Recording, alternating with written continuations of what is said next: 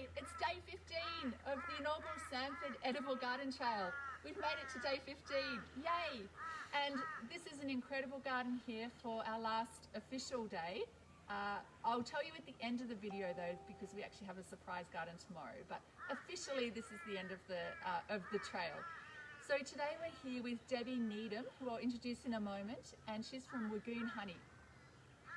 This is, I don't know if you've had a chance yet, we've posted up 2 other videos, so if you haven't seen them yet, maybe check them out later today.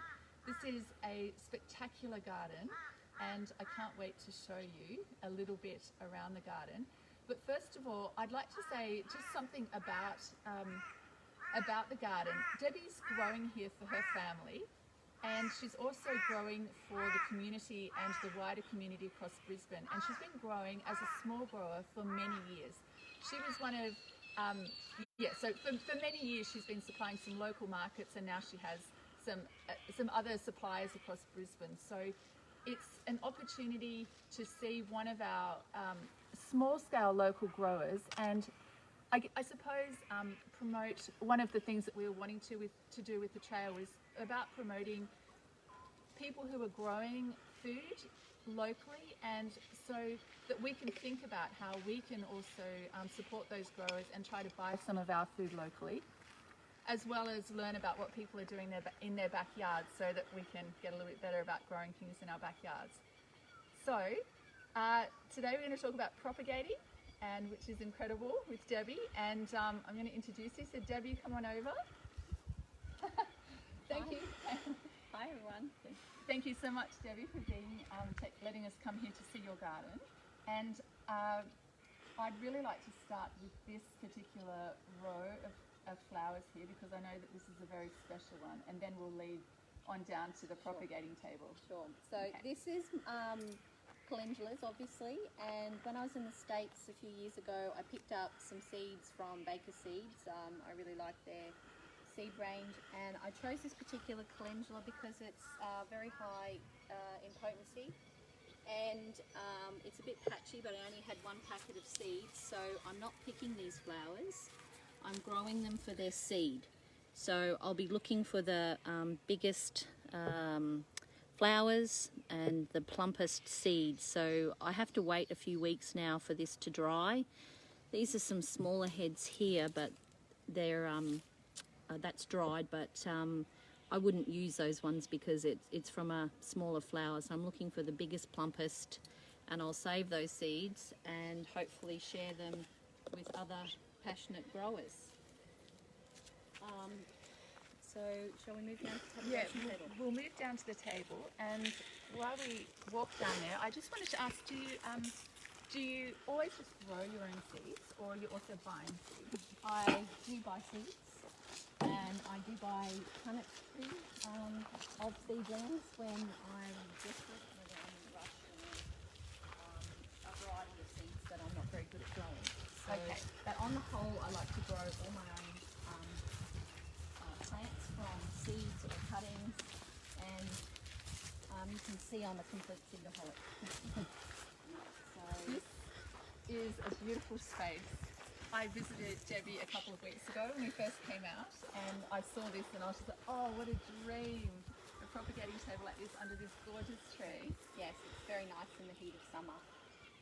But you spend a lot of time here. I do, yes. So I've been going through and sorting out my seeds, because I do have some very out-of-date seeds. But I should check out some of these in here. So you can see that I have a big issue with seeds. Like an addiction? Yeah, like a severe addiction. So you can see some of the seeds here. I might open them. I was saying to Susan before, sometimes you forget how beautiful the seeds are. And these are some broad bean seeds that I've grown quite a few. Well, you would have seen in the previous video where I've just grown my second succession of seeds. They're very easy to save. I do try and save them. These are scarlet runner beans. Oops, I'm getting a bit excited. So you can see the very pretty colours. They're just, I'm always just intrigued by the variety of seeds you get. And I just put a couple of things on the table too, just to show. I'm going to put some turmeric in. So I've just received some turmeric in the mail that I'll plant shortly.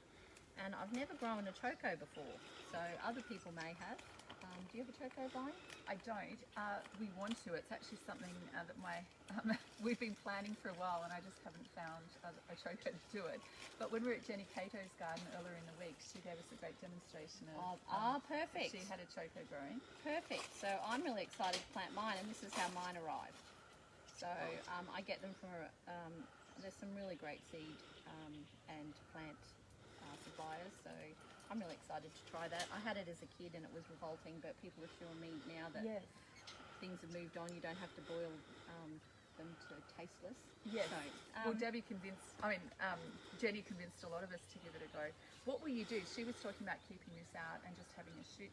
Yes. Yeah. Yes. Up And then plant it. Yes. So I'm going to put it on the garden that I refer to as the big garden. I'm going to plant that along the fence. So that's what I'm going to do. Never grown it before. I was also talking. Did you want to go up to the propagation table now? In a moment. I'm going to ask a few more questions here. I know people will wonder about how you store these. Yes. And do you good also question. have some kind of order? Because I think probably every gardener has their own way of doing it. And many of us are trying to find a good way to do it. Well, So I have multiple boxes. This is my, I think I go 2019 onwards in this box. And I'll just put it down, 2019 onward, use by date, because I always keep my seeds in the fridge. So if they're a little bit out of date by the packet, I still find they're okay because I've kept them in a controlled temperature. right. I then, going on the straight lines business, they're all filed in alphabetical order. And, Accountant. okay. Previous. And so that's how I do it. I buy from, I'm completely addicted. I do look for organic seeds. I never grow hybrids ever. And if I can get organic too, that's even better. And I love to be gifted seeds as well. So I've just been gifted some zinnias, and I've already got those planted. And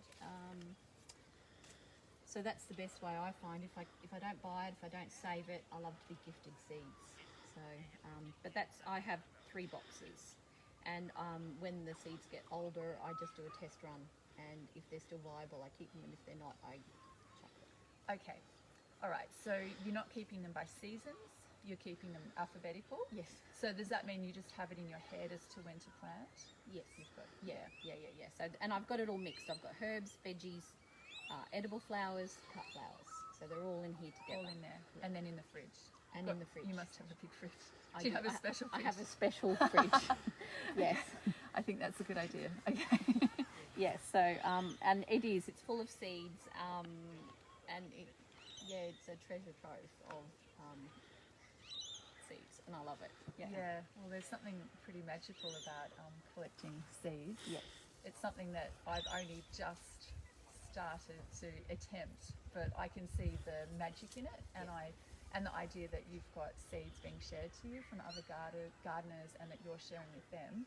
I think that's a very precious gift. Totally. I absolutely agree, and I think to not be able to grow our own seeds and to not be able to swap our own seeds would be a terrible tragedy. And there's some great places where you can trade seeds with other like-minded farmers, but some countries it's illegal. So one of my all-time idols is Vandana Shiva, and she's a massive advocate for keeping seeds organic. So, you like it too? In the background going, yay. I've seen her a couple of times in person and listened to her speak, and she's amazing. So, yes, if you want to read her books or listen to her, or just join her, I'm sure she does stuff online. And I'd really like to visit her one day in India. Oh, that would be amazing. Yeah, I'd definitely like to research a little bit more about her. Yeah, Her and that's work what. and her teaching. Yes, and I think, and for us to lose our ability to grow our own food, it is totally against all my principles. Yeah, so that's why I like to definitely grow. I definitely buy seeds from smaller seed shops, and you're supporting them, and they're organic, and they're not. You know, I can grow these now, save the seeds, and give them to friends. I don't have to go back to them to buy it, and that gives me freedom in my garden. Yeah. Yeah, and gardening shouldn't be an expensive exercise either. It should, you know, you should be able to just find whatever you can and cut it, and that's what we'll see when we go over there too. How you can just multiply and make more and more plants. Yes. Okay. So, let's do that. let's go over there. Before you go, there was one question around the propagation table and whether you made that. Handy husband. Handy husband. He found it somewhere, I think on Nice. Gumtree. I need one of those. Gumtree or Marketplace or something. Yeah, so it's an old nursery table, and I love it because you can see I've got my you might want to have a look at this. This is my I always have a wheelbarrow full of potting material. Mix. Yeah, Yeah. potting mix, and I'm pretty basic. I use more of an environmental, the cocoa peat. I don't use the peat that they take out of Canada because obviously it's coming out of a very environmentally sensitive spot. I mix it with unwashed river sand, and I use an organic 5-in-1 fertiliser. So I always have one or two wheelbarrow. I normally have a wheelbarrow full. So when I get the urge, I come down and plant.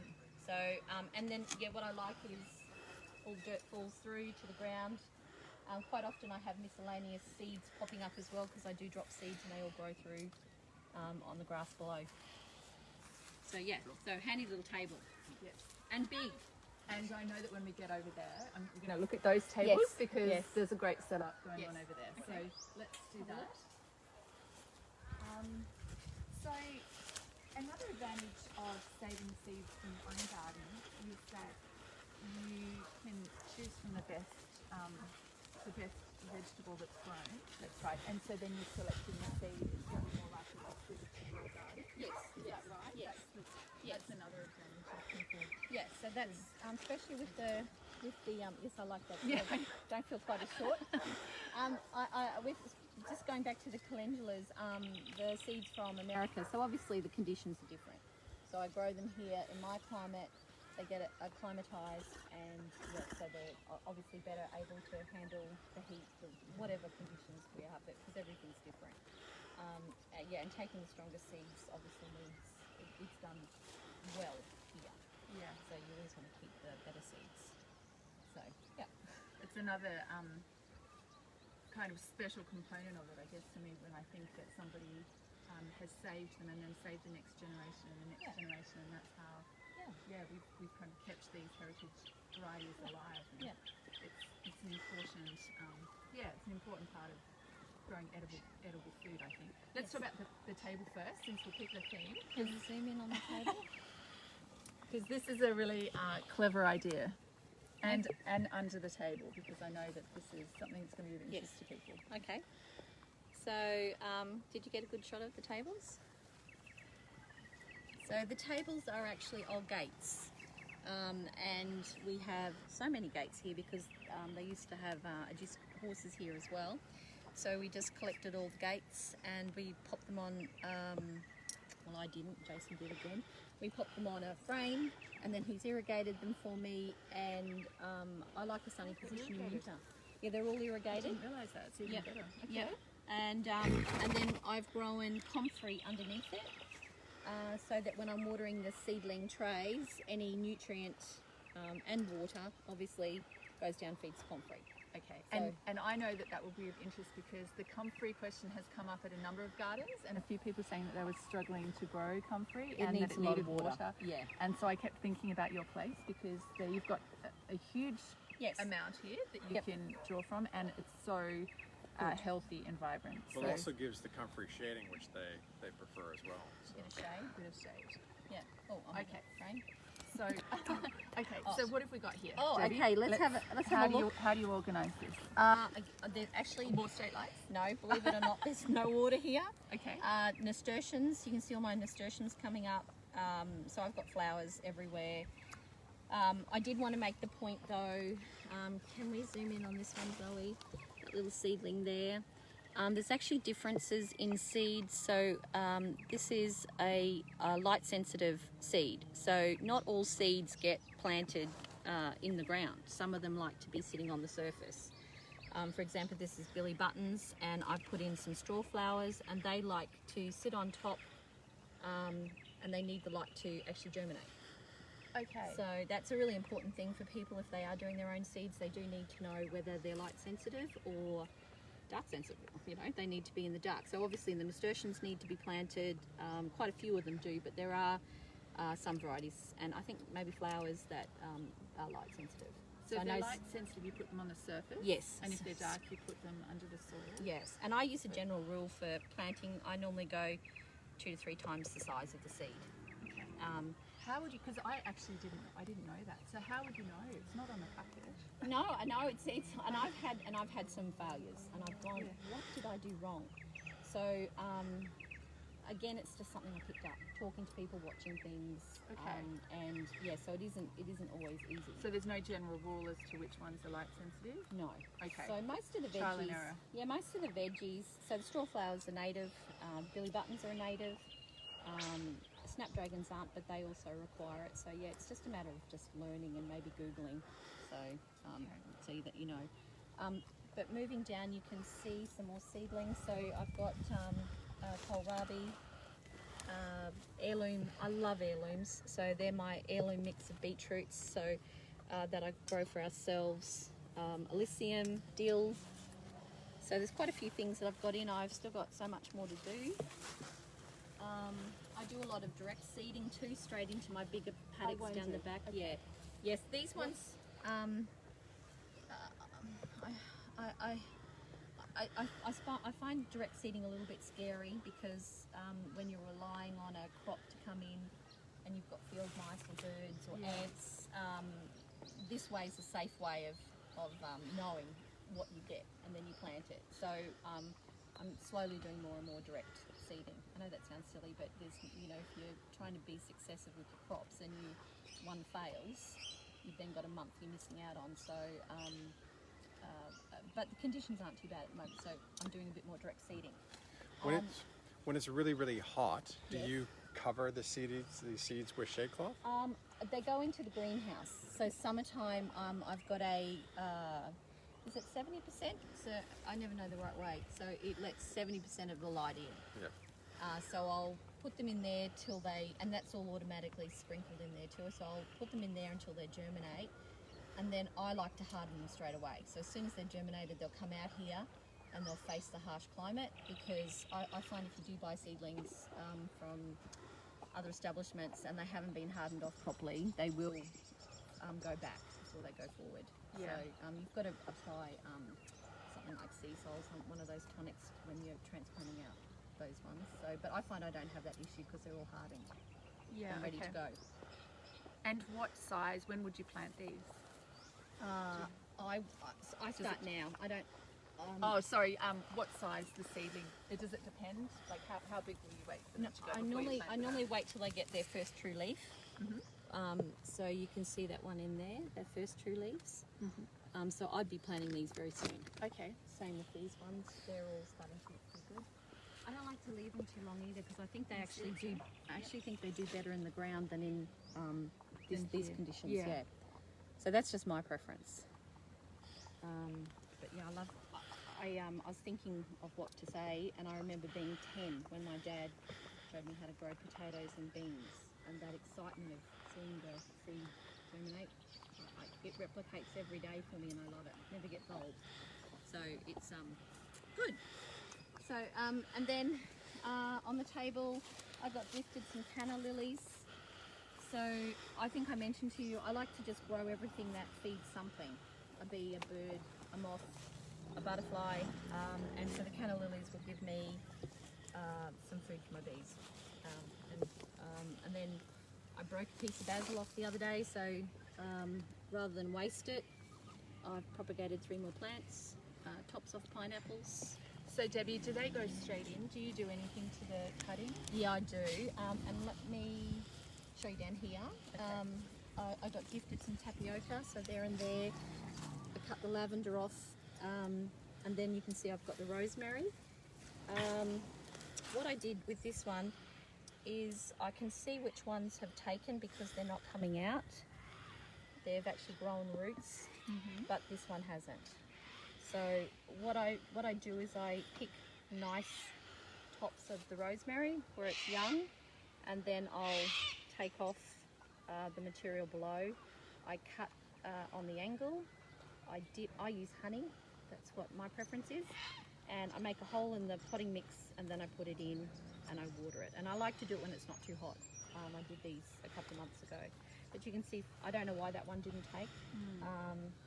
But then you can see that these ones have, because they're quite firm in the pots. So I did the same thing with the lavender. So that's how I... So honey. I use honey. Honey from your bees. Honey from my bees. That's even more special because Yes, you've got it on the farm. Yeah, so you might have seen I have a pot of honey always sitting on the table. Oh, Yeah, because sometimes I just feel like doing it and I do it. So, and then just something else we spoke about quickly before was, so I have bought these rhubarb plants from Bunnings. So these are rhubarb Sydney Crimson. Yep. And I bought 3 punnets, and quite often a lot of the Polmans and was this flora, I can't even see that. Floriana, I think. Yeah, I can't see that. Yes. Can't read it. So they often put multiple plants in a cell. So if you go and try and plant them out into the garden, I find they're a bit weak, and it's actually a lot of stress. So what I do is I normally do it in a more controlled environment. So I spread all those little seedlings and I put them in their own little pot. And then you can see that this one, these have only been in here a week. You can see that it's already doing quite well, and it's got a little shoot for another leaf. So I'll wait till this is quite established, and then I'll plant it into the garden. But those 3 punnets turned into way more than if I just planted them. And I think it gives more room to the plant. They'll do better when they do finally get into the ground.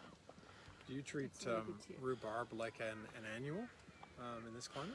Oh, I've grown it and it looked fantastic, and as soon as I picked it, it died.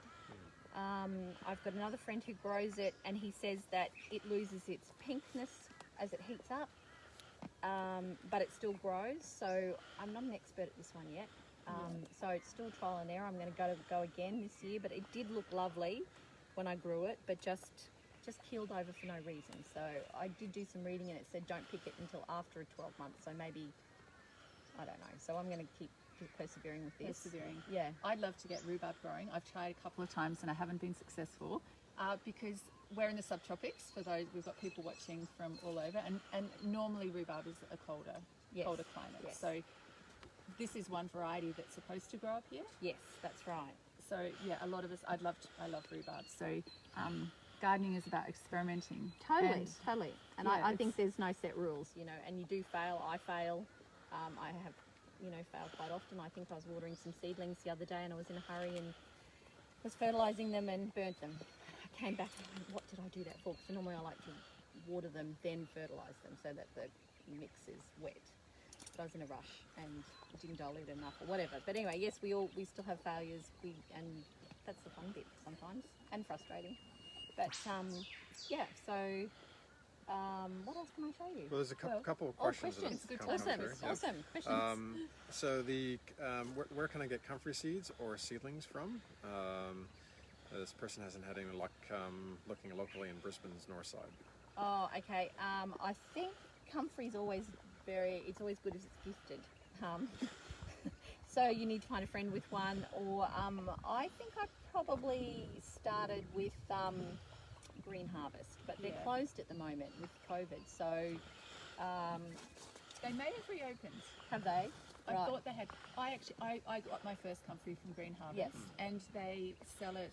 It's the root, Yes. that you get, Yeah. and it's lots of little pieces, and then you put. And it's very Plant that very out and- easy to grow once you Yeah. get it. I'd even try Lost Seed. That's somebody I tried. They're over the border in a more colder climate, but I find that most of their things will grow here. Yep. So you can try that. Yep. Cool. And another one is it too cool now to propagate lavender and rosemary?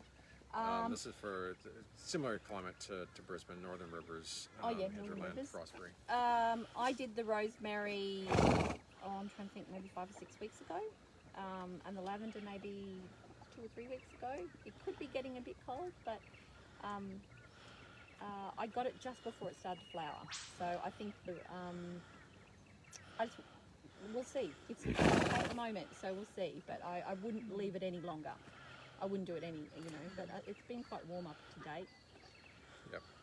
I think someone was saying that Green Harbour has reopened online, so that awesome. should still be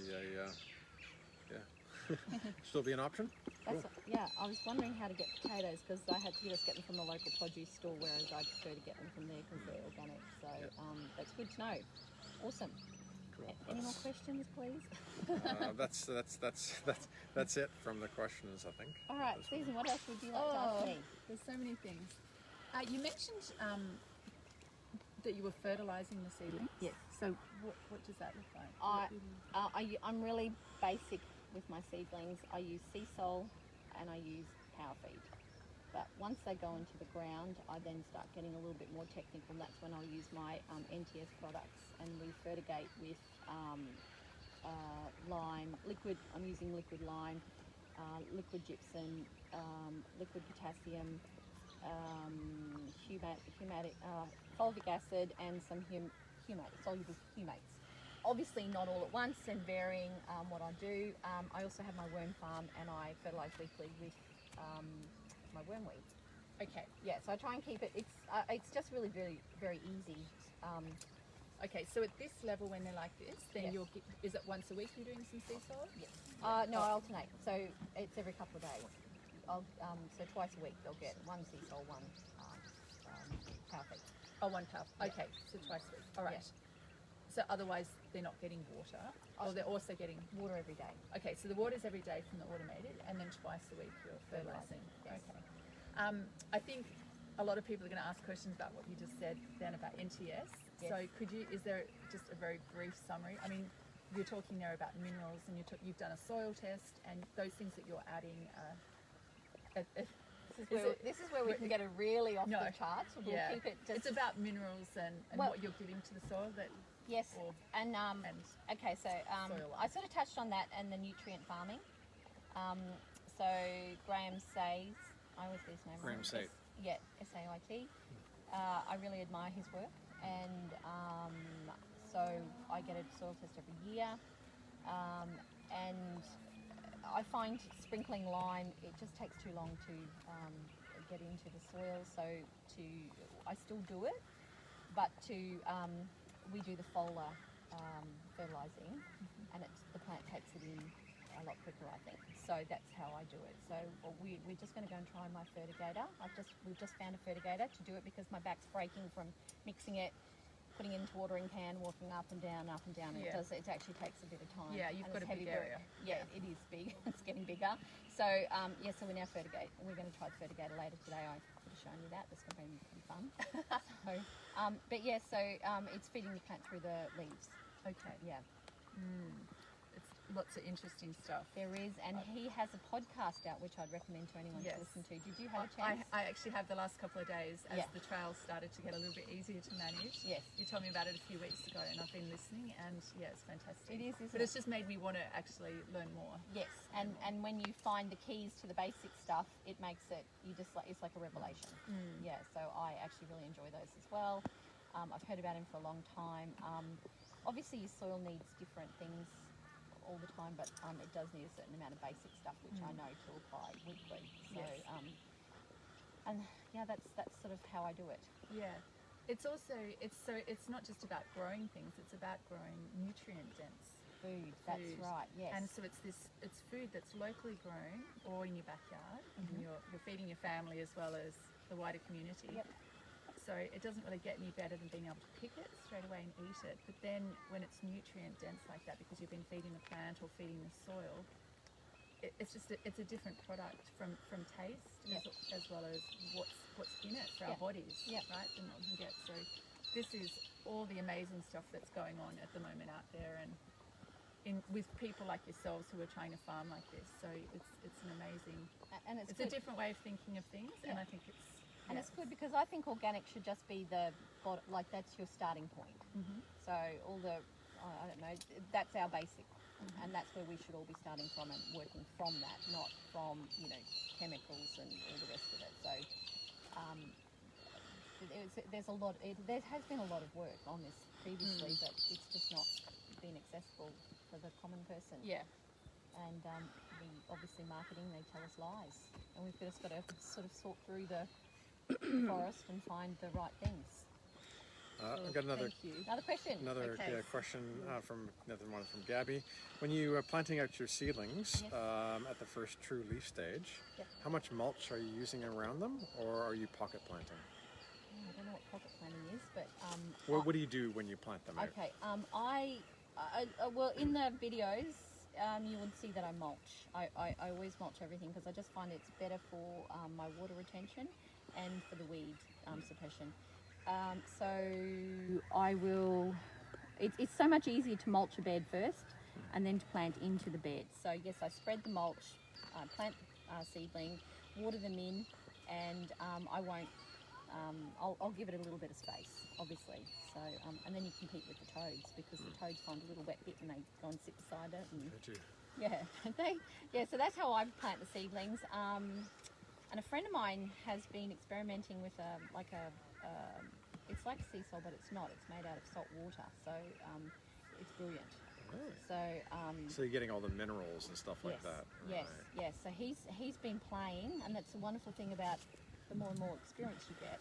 And I'm starting to get not just backyard, because when I started I was a backyard gardener, and then I've made that transition to get a little bit bigger, and then you start mixing with farmers and people that are doing things that are incredible around the place. So I was saying to Susan actually that I went to a nursery, and I found a punnet, again, same as this, full of seedlings, probably about 7 or 8 cauliflowers in one cell. So we separated them, and I planted them out in the big garden, and I watered it with this salt-based agent that sort of just and I had 100% success rate in the transplanting, and we tried to be quite rough to see how well this stuff would work. So yeah, it's really good. So the more contacts you make, the more you learn, the more you do things better. Yeah. Yeah. It's the sharing knowledge. Absolutely, so Yeah. important. So Yeah. important. Absolutely. Sharing knowledge, that's what we're wanting to do Yeah. with the trail as well. So if there are any questions, otherwise we might... The only one was open up. just what was the name of that podcast again? I think some. So, Graham State, I know because I think it was called Nutrition Farming, just Yeah. because Yeah, I I think- looked it up the other day. We can post a comment later on. I Yeah, guess. so Yeah. Graham was Graeme and then SAIT for his surname. and it's just Nutrition Farming. really, he was able to bring it into. Did you find just very common language? There was no, not too much. Well, yes, Maybe for me. yes and no. I actually had my notebook there, and I feel like I want to go back and listen because for me there was actually a lot of information packed in there. Yeah.